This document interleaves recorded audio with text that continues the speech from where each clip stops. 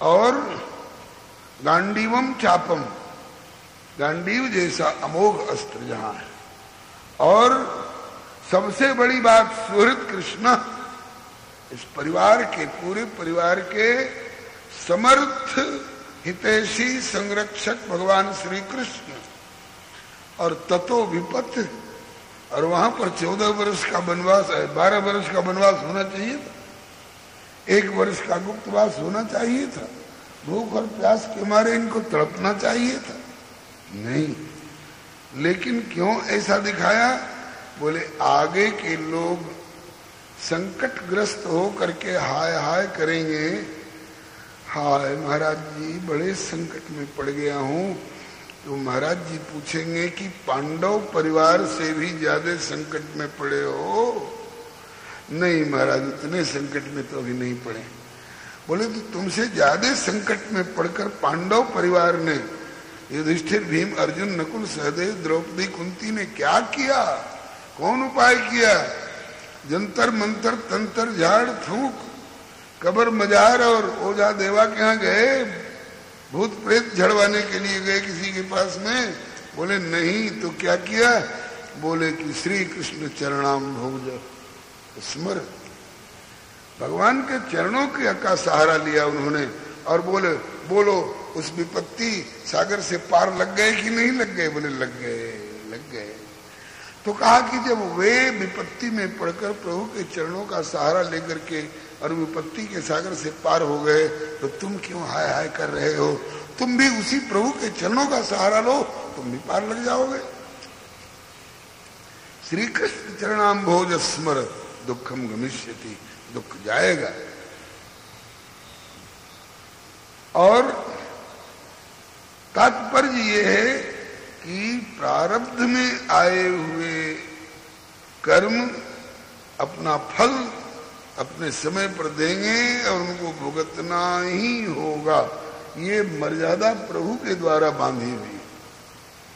मान लीजिए आप बेचैन होकर गुरु जी के पास गए, किसी सिद्ध पुरुष के पास गए, फूंक मार देंगे तो ये संकट दूर हो जाएगा, हो सकता है। लेकिन उसकी मर्यादा ये है, मान लीजिए 25 दिन का पेट दर्द लिखा के आए हैं, 20 दिन तो भोग लिए जैसे तैसे, कितना बचा? 5 दिन का बचा। अब उस 5 दिन के कष्ट को नहीं भोग पाए, गए किसी सिद्ध पुरुष के पास, संत के पास, गुरु जी के पास, गुरु जी अब नहीं सहा जाता, कृपा कर दो, हटा दो। उन्होंने वाक सिद्ध संत, जाओ हट जाएगा, तो हट जाएगा मतलब कि खत्म हो गया? नहीं, हट जाएगा का मतलब उस समय हट जाएगा, लेकिन वह 5 दिन अभी ड्यू रहेगा, उधार रहेगा। भले उसी 5 दिन के लिए आगे तुमको दूसरा शरीर धारण करके भोगना पड़े। सुना जाता है, देखा भी जाता है, फलाने के घर में बच्चा पैदा हुआ, केवल 5 दिन जिंदा रहा और बड़ा कष्ट भोगता रहा, बड़ा कष्ट रहा उस बच्चे को, और 5वें दिन शरीर छूट गया होगा, छूट गया शरीर। तो कहते हैं कि ऐसा क्यों हुआ? वही 25 दिन में से 5 दिन बाकी रख दिया था, इसलिए केवल 5 दिन के लिए उसको मातृगर्भ में झूलना पड़ा। अगर उसी समय में इस रहस्य को समझ करके जैसे 20 दिन सह लिया, ऐसे ही 5 दिन और अगर सह लिया होता तो उसी समय उसका हिसाब खत्म हो गया होता, वो 25 दिन का। अब दोबारा जन्म लेकर के भोगना पड़ेगा वाला झंझट नहीं रहता। मान लीजिए किसी ऐसे सिद्ध संत से पाला पड़ गया जो कि उनसे प्रार्थना की गई, बाबा अब नहीं सहा जाता है, कष्ट मिटाओ, कष्ट काटो। बोले जाओ, कट जाएगा, लेकिन अभी 15 दिन का बाकी है, इस 15 दिन के लिए फिर जन्म लेना पड़ेगा तुमको। तो कहा कि बाबा तब तो और ज्यादा कष्ट होगा, तो 15 दिन के लिए जन्म भी नहीं लेना पड़े और बाबा अगर डर गए तो बोले चल जाओ, जन्म लेना नहीं पड़ेगा। तब उसका क्या होगा? बोले कि जिस संत ने वो 5 दिन अथवा 15 दिन के कष्ट का, प्रारब्ध वाले कष्ट का स्थगन किया है, अब उस शिष्य के बदले में, उस सेवक के बदले में वो 5 दिन भोगेंगे, वो 15 दिन भोगेंगे। इस रहस्य को जो लोग जानने वाले हैं, विज्ञ लोग हैं, न्याय प्रिय लोग हैं, वो विचार करते हैं नहीं नहीं, जैसे 25 दिन भोग लिया ऐसे 5 दिन और भोग लेंगे। खोटे कर्म किए हमने और भोगना पड़े गुरु जी को, कर्ज लिया हमने और चुकाना पड़े गुरु जी को, ये तो और दोष की बात है। नहीं, गुरु जी हमें भोग लेने दीजिए, भुगत लेने दीजिए, मैं भुगत लूंगा। 20 दिन भुगत लिया तो 5 दिन और भुगतने में क्या लगता है, मैं भुगत लूंगा। ये मर्यादा है। प्रारब्ध कर्म में आए हुए को भुगतान करना ही होगा, यही मर्यादा है। अच्छा, 3 तरह के कर्म विभाग बताए थे ना, संचित, प्रारब्ध और क्रियमाण। संचित नष्ट हो जाता है भगवत शरणागति से, भगवान नाम ग्रहण से, और प्रारब्ध का निपटारा होता है भुगतान करके। और इस जन्म में केवल कर्म का भुगतान ही तो नहीं करेगा, नया कर्म भी तो करता रहता है, नए नए कर्म भी करता है। अब ये नया कर्म जो हो रहा है इसका नाम होता है क्रियमाण कर्म। क्रियमाण कर्म है। तो क्रियमाण कर्म की मर्यादा क्या है? हाँ, ऐसा करूंगा तो मुझे ये सुख, ये सुविधा मिलेगी, मेरे इस स्वार्थ की पूर्ति होगी, इस भाव से अगर करेगा तो कर्म के खाते में जाके फिर संचित में जमा होगा, और फिर ये नया कर्म बीज पैदा करेगा, और उसके बदले में बारंबार जन्म ले लेकर भुगतना पड़ेगा। और वही हनुमान जी की तरह, भरत जी की तरह, लक्ष्मण जी की तरह, शत्रुघ्न जी की तरह, ब्रज गोपियों की तरह कर्म फल की आकांक्षा रख करके नहीं, मेरे प्यारे श्याम सुंदर को इससे प्रसन्नता होगी, इस भाव से हम किसी की झोपड़ी में आग लगा दें तो FIR दर्ज होगा, केस मुकदमा बनेगा, हमको सजा होगी, यहाँ जेल भुगतना पड़ेगा, और आगे चल करके फिर जन्म लेना पड़ेगा, जहां वहां कोढ़ फूटेगा और जाने क्या क्या होगा। लेकिन क्योंकि हम उसमें अपना स्वार्थ रख रहे हैं, और एक झोपड़ी की कौन कहे, हनुमान जी ने पूरे लंका नाम की नगरी को, राष्ट्र को जला दिया। कहाँ हनुमान जी के खिलाफ कोई FIR दर्ज हुआ? कहाँ हनुमान जी के इस कर्म की किसी ने निंदा की? कहाँ हनुमान जी के ऊपर केस मुकदमा चला? कहाँ हनुमान जी को नरक में जाकर के इसका बदला भुगतना पड़ा? कहाँ हनुमान जी को इसके बदले में अमुक जन्म लेकर के इस प्रकार से तुम भुगतोगे, ऐसा करना पड़ा? नहीं, क्योंकि हनुमान जी ने अपने लिए किया ही नहीं, ये प्रभु के लिए, प्रभु की प्रसन्नता के लिए किया है।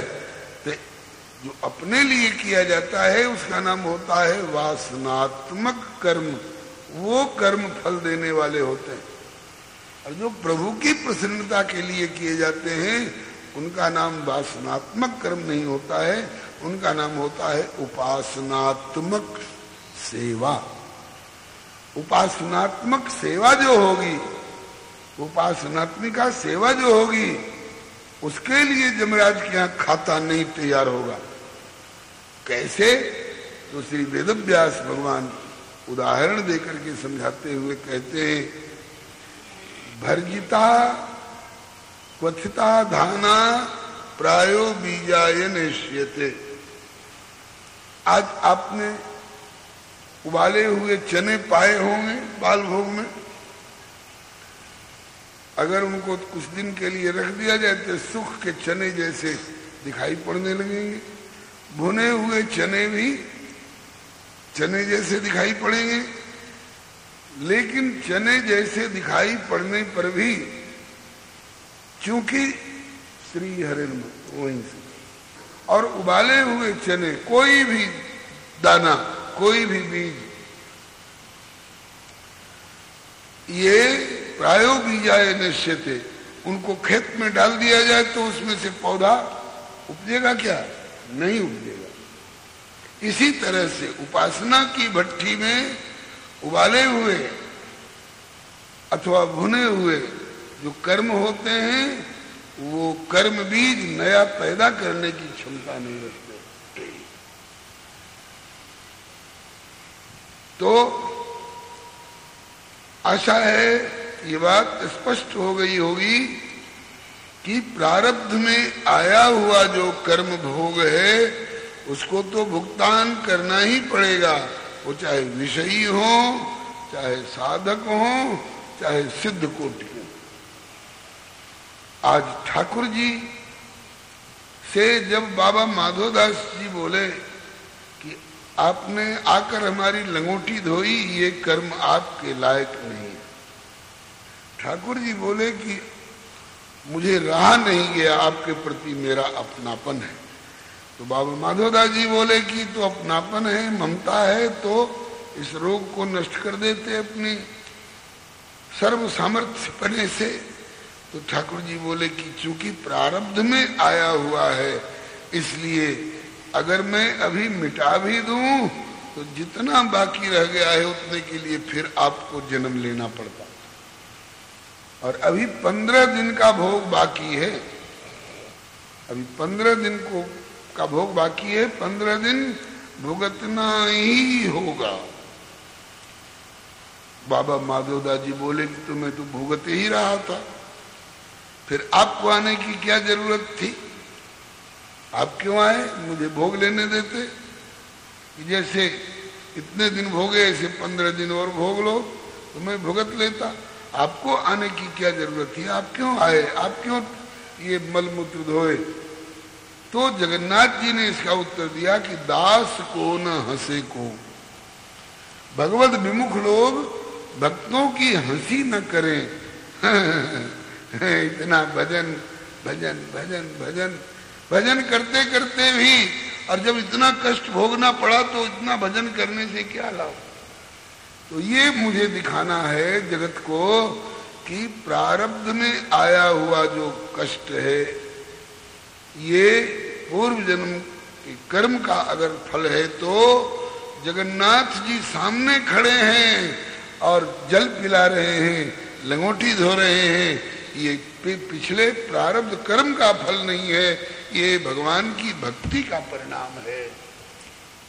मैं अपने भक्तों को ऐसे तड़पने नहीं देता, चाहे बाहर से आकर के उनको झेलूं, चाहे उनके अंतःकरण में स्थित होकर के मैं उनको भोगूं, चाहे झेलूं, चाहे उनके ऊपर पड़ी हुई बेतों की मार को मैं अपनी पीठ पर ले लूं। लेकिन भक्तों को अगर सहन से बाहर हो गया तो मैं उसको निपटाता हूं। तो बोले कि अगर ऐसी बात है तो मैं 15 दिन और भोगूंगा।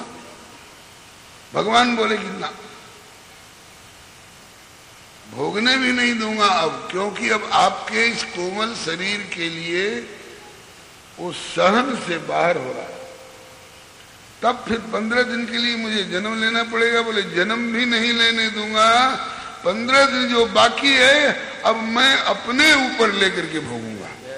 जगन्नाथ जी के शब्द हैं, 15 दिन का शेष भोग मैं अपने ऊपर ले लूंगा और स्वयं भोगूंगा आपके बदले में। जैसे आपके शरीर पर पड़ने वाली बेत की मार और चोट और दाग मैंने अपने ऊपर ले लिया, ऐसे ही इस संग्रहणी वाली बीमारी को अब मैं 15 दिन का भोग अपने ऊपर लेकर के भुगतूंगा, अब आपको भुगतने नहीं दूंगा।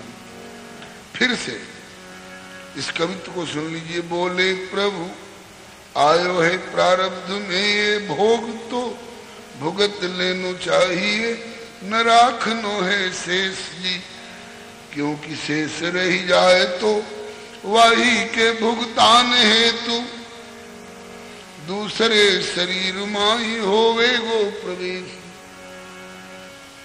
बाबा बोले ऐसी है मर्यादा या प्रारब्ध की, तो फिर तो मैं ही भोग ले, तो आप सहे क्यों कलेश जी। तो बोले प्रभु कि भक्त की न हंसी होए विमुखन में, या ही ते प्रगट गए हो अनुचर को भेज। मैं आपका अनुचर बनकर के आपकी सेवा कर रहा हूं। ये कर्म का फल नहीं है, ये आपकी भक्ति की महिमा है, ये मेरी कृपा के अधीन है। 15 दिन को भोग है और कर्म भुगतान, अब बदले में भक्त के भोगेंगे भगवान, ऐसा बताया। और अस कही अपने ऊपर ले भुगताए रमा निवास। अस कही अपने ऊपर ले भुगताए रमा निवास। स्वयं भुगताए रमा निवास, स्वयं भुगताए रमा निवास। कली में परम हितैषी सुहृद संत वर बाबा माधव दास। कली में परम हितैषी सुहृद संत वर बाबा माधव दास। अभी 15 दिन का शेष भोग शेष है। मैं अब आपको भुगतने भी नहीं दूंगा और इसके लिए फिर आपको दोबारा जन्म भी लेने नहीं दूंगा। अब मैं स्वयं अपने ऊपर लेकर निपटाऊंगा। ऐसे कहकर के ठाकुर जी ने उस शेष भोग को अपने ऊपर ले लिया। और एक बार तो भुगत ही लिया 15 दिन ठाकुर जी ने। उतने दिन तक ठाकुर जी ने कहा कि मैं भोग नहीं खाऊंगा, अब मैं 15 दिन तक दवा का सेवन करूंगा। और पथ्य का सेवन करूंगा। और किए वो तो 1 साल में एक बार 15 दिन भुगत लिए, खत्म हो गया। लेकिन कहते हैं कि ठाकुर का नाम रूप लीला और धाम सब नित्य सत्य। तो ठाकुर जी की यह भी लीला नित्यता में आ गई। अब भी हर साल 15 दिन के लिए वही 15 दिन, उन्हीं 15 दिनों में, वो 15 दिन की अवधि कब की है? जेठ की पूर्णमासी। जेठ की पूर्णिमा के दिन जगन्नाथ जी मंदिर से बाहर आकर के स्नान वेदी पर विराजते हैं और 108 घड़े से उनको स्नान कराया जाता है। और उसके बाद घोषणा कर दी जाती है कि 15 दिन कोई दर्शन करने के लिए न आवे, क्योंकि ठाकुर जी बीमार हो गए, अस्वस्थ हो गए। अब इनको दाल भात तरकारी और पुआ पूड़ी कचौड़ी मालपुआ खीर पकौड़े कढ़ी बड़ी ये सब भोग नहीं लगेगा। अब इन दिनों में इनको काढ़ा का भोग लगेगा, चूरन का भोग लगेगा, आयुर्वेदिक गोलियों का भोग लगेगा और साबूदाने का भोग लगेगा। सुपथ्य 15 दिन प्रभु की बीमारी, 15 दिन प्रभु की बीमारी। अब हूँ परंपरा अनुसारी, अब हूँ परंपरा अनुसारी। ज्येष्ठ की पूनम के पश्चात, ज्येष्ठ की पूनम के पश्चात। नाथ को दर्शन नाही दिखात, नाथ को दर्शन नाही दिखात। पथ्य और औषधि ही प्रभु खात, पथ्य और औषध ही प्रभु खात। उस 15 दिन की अवधि में अगर आप सोचें कि गर्मी की छुट्टी है, चलूं बच्चों को जरा जगन्नाथ भगवान का दर्शन करा लाऊं, तो आप जा करके वैसे ही लौट आएंगे, आपको जगन्नाथ जी के श्री विग्रह का दर्शन नहीं होगा। अब तक ये मर्यादा का निर्वाह किया जा रहा है। उसी के बाद ता पीछे प्रख्यात है रथ यात्रा त्योहार। उसी 15 दिन के बाद रथ यात्रा का त्योहार आता है। ज्येष्ठ की पूर्णिमा के दिन स्नान हुआ और आषाढ़ की कृष्ण पक्ष की प्रतिपदा के दिन से बीमार पड़ गए और अमावस्या तक, आषाढ़ की अमावस्या तक वही इलाज और पथ्य चलता रहा। उसके बाद जब अब स्वस्थ हो गए, 15 दिन व्यतीत हो गए, अब प्रभु स्वस्थ हो गए, मंदिर खुल गया, अब दर्शन जो चाहे सो कर सकते हैं। और इसके बाद बोले कि बहुत दिन पड़े पड़े हो गए, अब चले थोड़ा बाग बगीचा में टहले आवें। तो रथ पर बैठ करके निकलते हैं। तो ता पीछे प्रख्यात है रथ यात्रा को त्योहार। ये क्या है? बोले भक्त और भगवान को आपस को यह प्यार। भक्त और भगवान का आपस का प्रेम प्यार की लीला है। भक्त निहित नित सुखद प्रभु को लीला ललित विलास। भक्त निहित नित सुखद प्रभु को लीला ललित विलास। प्रभु को लीला ललित विलास। प्रभु को लीला ललित विलास। कलि में परमित श्री सुरित संत बर बाबा माधव दास। कलि में परमित श्री सुरित संत बर बाबा माधव दास। अभी इस प्रारब्ध में लिख कर आए हुए कर्म भोग के बारे में मन करता है थोड़ी सी चर्चा और करूं। क्यों जी? प्रारब्ध में आ गया है, भुगतान करना ही होगा। बोले होगा, करना ही होगा, मिटाया नहीं जा सकता है।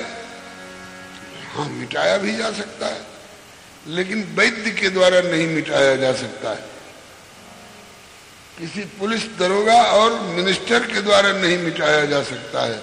किसके द्वारा मिटाया जा सकता है? बोले कि जो तप करई कुमारी तुम्हारी। जो तप करई कुमारी तुम्हारी। तो भाभी हूँ मिट सकई त्रिपुरारी। भाभी मिट सकई त्रिपुरारी। गिरिराज हिमाचल से नारद बाबा सलाह दे रहे हैं, जो 24 अवतार में भी एक है नारद बाबा, 12 भागवताचार्य में भी एक है नारद बाबा, और चतुसंप्रदायाचार्य में भी एक है नारद बाबा। नारद बाबा का प्रस्ताव रद्द नहीं हो सकता है। इनका नाम ही है नारद। वैसे नारम ज्ञानम ददाति, ये भी अर्थ है, लेकिन लोक भाषा में गुरुजी कहा करते थे, ज्ञान गोदड़ी वाले सरकार, ना रद्द, जिनकी बात भगवान भी रद्द नहीं कर सकते, वो नारद बाबा बोल रहे हैं कि हे गिरिराज हिमाचल, अगर आपकी कन्या पार्वती तपस्या करके शंकर जी को रिझा ले, तो शंकर जी भाभी को भी, भाभी मने वही प्रारब्ध ब्रह्मा का लेख, मिट सके त्रिपुरारी, मिटा सकते। हनुमान जी चाहे तो मिटा सकते। अघटित घटन सुघट विघटन ऐसी, अघटित घटन सुघट विघटन ऐसी, ऐसी बिरुदावली नहीं आन की, ऐसी बिरुदावली नहीं आन की, जाके गति है हनुमान की, जाके गति है हनुमान की, ताकि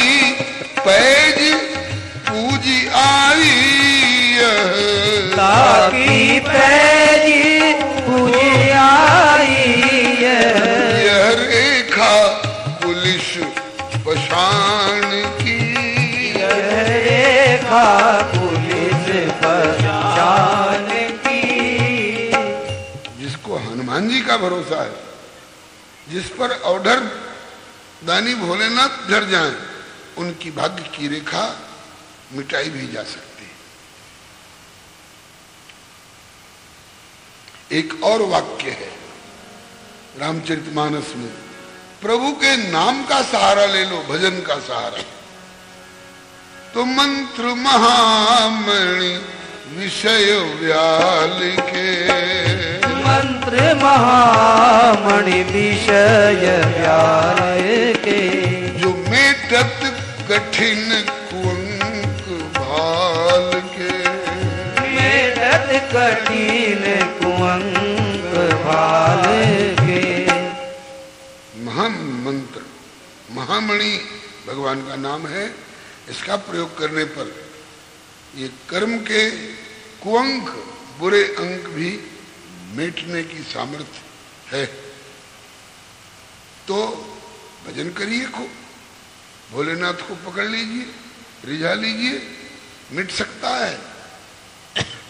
मिटा है किसी का? मार्कंडे जी का मिट गया, मिटा तो नहीं है, लेकिन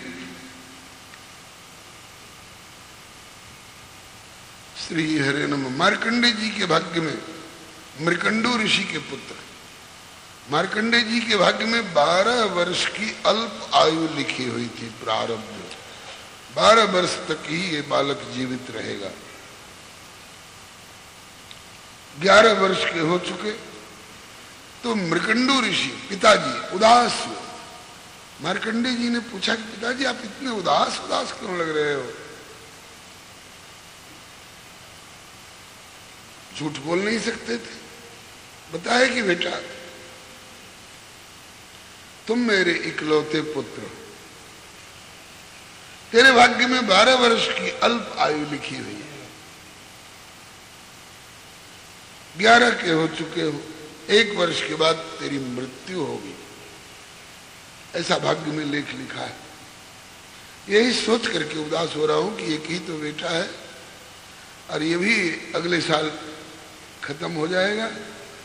बहुत लोग वर्षगांठ मनाते हैं, हैप्पी बर्थडे, मूर्खता है। ये भारतीय संस्कृति की मान्यता नहीं है, विदेशियों की प्रथा है। जो विज्ञ जन है वो नहीं मनाते। श्री हरे नमः। बर्थडे तो केवल श्री राम जी का, कन्हैया जी का, वामन भगवान का जयंती मनाई जाती है, और जीव की तो तिरोधान तिथि मनाई जाती है, कितने बड़े सिद्ध हो जाए। चलो बेटा 12 वर्ष में तेरा शरीर छूटेगा, 11 के हो चुके, 1 साल की और कसर है। यही सोच करके कि 1 साल के बाद मैं पुत्रहीन हो जाऊंगा, यही सोच करके मैं उदास हो रहा हूं। मार्कंडे जी ने पूछा कि पिताजी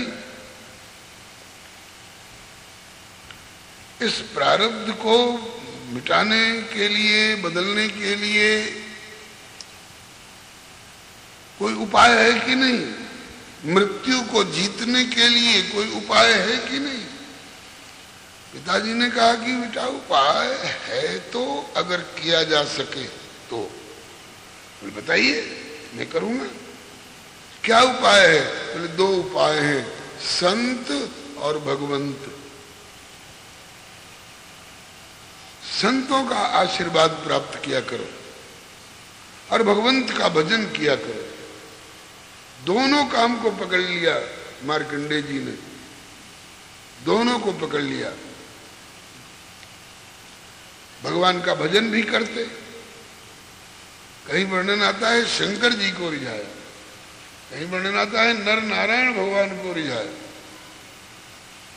उनकी दृष्टि में भेद नहीं रहा हो।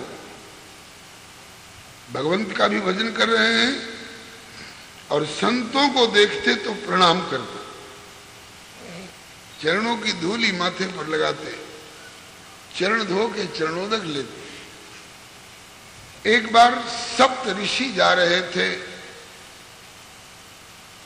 उन सातों को इन्होंने प्रणाम किया तो 6 तो नहीं बोले। 7वें श्री वशिष्ठ जी के मुख से निकल गया दीर्घायु हो, माने तुम्हारी लंबी आयु हो, चिरंजीव हो। 6 ऋषि बोल पड़े कि वशिष्ठ जी ये आप क्या बोल गए? बोले क्यों, कुछ अनर्गल बोल गए क्या? अरे इसके बाकी में 12 वर्ष की अल्प आयु लिखी है, आपने इसको दीर्घायु कैसे कह दिया? वशिष्ठ जी बोले कि अब तो मेरे मुख से निकल गई बात, तो निकल गई, अब तो ये दीर्घायु हो के रहेंगे, क्योंकि मेरा वचन झूठा नहीं होगा। 6 ऋषि बोले कि आपका वचन अगर सत्य होगा तो आपके पिता ब्रह्मा का लेख झूठा होगा, दोनों में से एक को झूठा